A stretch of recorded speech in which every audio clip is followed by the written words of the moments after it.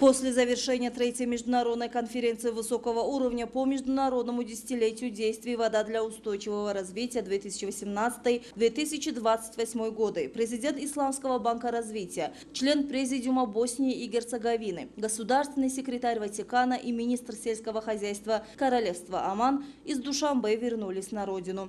В международном аэропорту Душанбе высокопоставленных гостей провожали первый заместитель премьер-министра Республики Таджикистан Хоким Холикзода и другие официальные лица. Также после участия в третьей международной конференции высокого уровня по международному десятилетию действий «Вода для устойчивого развития» 2018-2028 годы из Таджикистана вернулись на родину заместитель регионального директора ЮНИСЕФ в Европе и Центральной Азии, руководитель регионального офиса ООН по снижению риска стихийных бедствий в Европейском Союзе и Центральной Азии, министр планирования Ливии, посол Йемена в Республике Таджикистан, генеральный директор Азиатского банка развития, продовольственной и сельскохозяйственной организации ООН, вице-генеральный директор Всемирной организации здравоохранения, региональный директор Фонда ООН в области народонаселения в Восточной Европе и Центральной Азии, заместитель исполнительного секретаря Европейской экономической комиссии ООН, министр энергетики и водных ресурсов Бахрейна,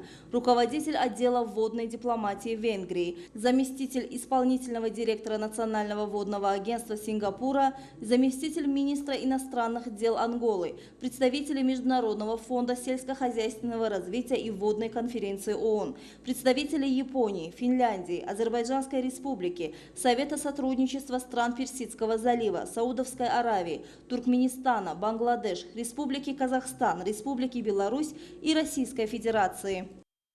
В городе Рагун с участием премьер-министра страны Кохира Расулзода сдано в эксплуатацию здание отдела Агентства по государственному финансовому контролю и борьбе с коррупцией Республики Таджикистан в Ражской зоне. Объект состоит из трехэтажного основного корпуса с подвалом, дополнительных построек и гаража. В комплексе объекта имеется 12 рабочих помещений, дежурная часть, спортивный зал, архив, библиотека и столовая. Помещения построены в соответствии с требованиями, оснащены современным оборудованием и в них созданы необходимые условия для деятельности сотрудников в целях эффективной борьбы с коррупцией. Новое здание управления Агентства по государственному финансовому контролю и борьбе с коррупцией Республики Таджикистан в Ражской зоне построено в рамках реализации поручений лидера нации, президента Республики Таджикистан, уважаемого Эмомали Рахмона, с целью создания для сотрудников благоприятных условий, отвечающих современным требованиям. На третьем этаже здания расположены 3 двухкомнатные квартиры для сотрудников. Жилые помещения оснащены необходимыми предметами быта и в них созданы благоприятные условия для проживания. В подвале здания создан просторный спортивный зал со всеми необходимыми условиями с тем, чтобы сотрудники могли заниматься спортом. В свободное время сотрудники могут читать юридическую, отраслевую и художественную литературу.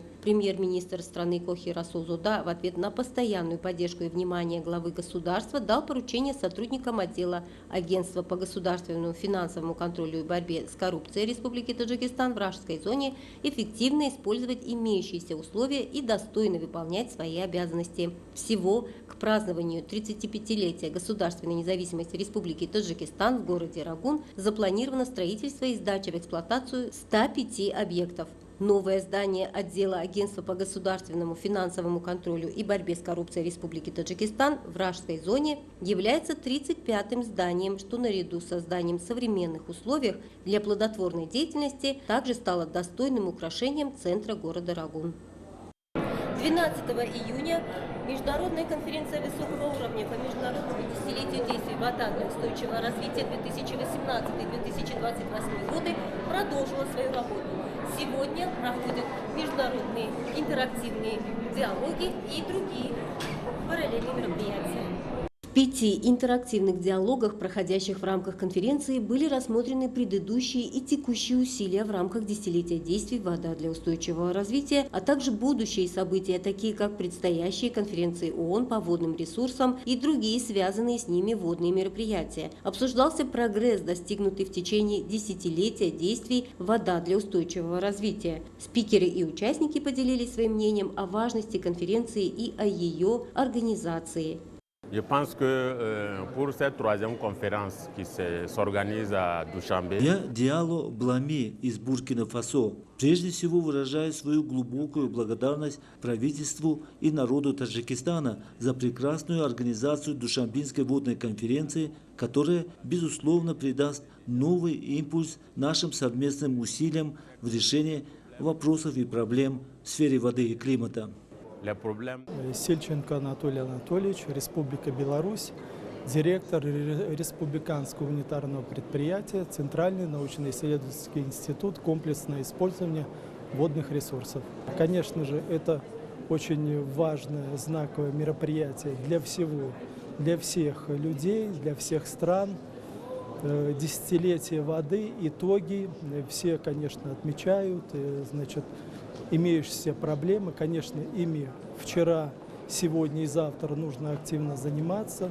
На это, так скажем, и направлены все усилия всех стран, всех организаций и органов, чтобы, так скажем, предотвращать либо замедлять вот эти техногенные воздействия на окружающую среду и, прежде всего, на водные ресурсы.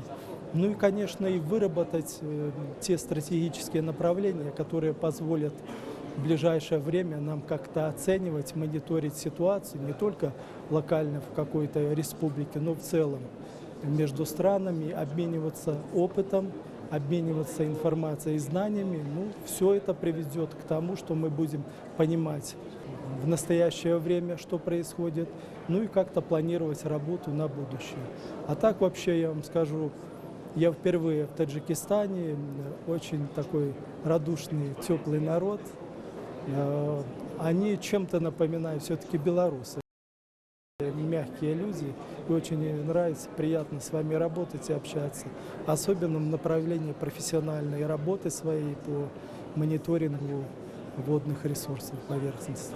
В рамках конференции состоялись параллельные мероприятия, в которых состоялись дискуссии и обмен научно-методическим и производственным опытом в области эффективного и многоцелевого использования водных ресурсов. На них приняли участие эксперты из сообществ, занимающихся вопросами развития, исследований и принятия решений. Данные мероприятия будут способствовать дальнейшему развитию международного научного сотрудничества, сближению научных и прикладных позиций в области охраны и использования водных ресурсов, адаптации и смягчения воздействия климатических факторов на водные ресурсы и водный баланс регионов в целях устойчивого развития и обеспечения населения питьевой водой. Меня зовут Сания Ахметова, я являюсь представителем Казахстанско-немецкого университета Алматы, Казахстан. Казахстанско-немецкий университет на протяжении многих лет сотрудничает активно в регионах Центральной Азии с различными организациями, а также с Министерством энергетики и водных ресурсов Таджикистана. Казахстанско-немецкий университет активно подготавливает учебные модули и программы для специалистов, работающих в этих организациях. Также Казахстанско-немецкий университет занимается подготовкой кадров, то есть у нас есть две программы магистратуры по подготовке специалистов-водников, подготовке специалистов-энергетиков, которые могут в дальнейшем развивать эту сферу. Ну и спасибо большое правительству Таджикистана за то, что дало нам такую возможность поучаствовать в данном ивенте. Все организовано на высшем уровне. Я очень рада присутствовать здесь. Надеюсь, что таких мероприятий в дальнейшем будет намного больше, которые дадут нам возможность поменять климат и мир к лучшему. Соловьева Айгуль, Ассоциация экологических организаций Казахстана. Таджикистан является одной из стран, которая имеет огромные запасы, 13 тысяч тонн льда, из которых уже 1 тысяча практически исчезла. И вчера вот разбирали мы много экспертов, которые говорили о том, что является основной причиной таяния ледников. Безусловно, это является основным источником, который дает питьевую воду для Таджикистана. И, безусловно, другие страны, которые являются соседями, они тоже оказывают влияние. Поэтому нам, Казахстану, очень важно и интересно отследить этот процесс, тем более, что научно-исследовательские институты и метеослужбы Таджикистана очень внимательно следят за тем, как идет таяние ледников по мире. И очень много таких научных данных, исследовательских, которые дают огромную надежду на то, что Таджикистан, подавая нам эти данные, может очень много дать возможностей для того, чтобы весь мир присоединился. Потому что вчера выступали ученые, которые признаны за рубежом, и они уже в течение 30 лет отслеживают этот процесс. Меня зовут Фердаус Ушпотов. Являюсь национальным экспертом по цифровизации и по устойчивости ФАО ЮН в Таджикистане.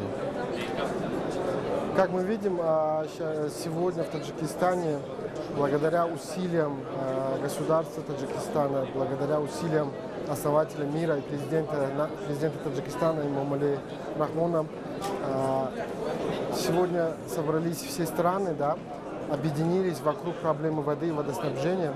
Мы видим, что не только Таджикистан, но и все мировое сообщество тревожит, да, будущее воды и водоснабжения. Мы видим, что на очень прекрасном и на высоком уровне все организовано. И мы тоже сюда прибыли, чтобы больше приобщиться, да, по проблематике воды и водоснабжения.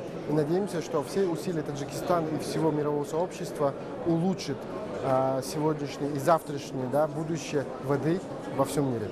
На церемонии закрытия конференции было отмечено, что Душанбинская водная платформа представила возможность для продвижения комплексных подходов и партнерства в области водных ресурсов, а ее участники стали свидетелями важных национальных и политических заявлений, услышали новые идеи и рекомендации, которые еще раз подтверждают важность обсуждения водных вопросов на всех уровнях. В заключение состоялась пресс-конференция с участием более 100 представителей средств массовой информации. Зумрат Файзиева, Хуршет Азизов, Джахунгир Самиев, Далер Содиков. Новости.